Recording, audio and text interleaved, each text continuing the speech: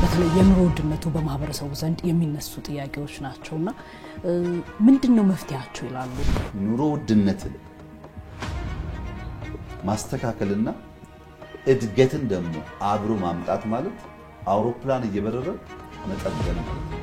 ይህ ሪፎርም በተጽዕኖ የመጣ ሪፎርም ነው እንጂ ኢትዮጵያዊ ሪፎርም አይደለም የሚሉ ሐሳቦች ይሰነዘራሉ። እዚህ ላይ ምን ይላሉ?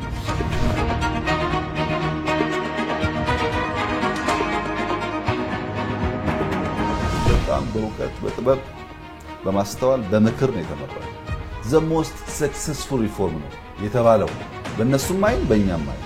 ለማኑፋክቸሪንግ እንደዛም ትኩረት የሰጠ አይደለም የሚሉ ሐሳቦች ይነሳሉ። እውነትነት አላቸው። በአንዱ ጉዳይ ላይ ብቻ መለጠፍ አያዋጣም።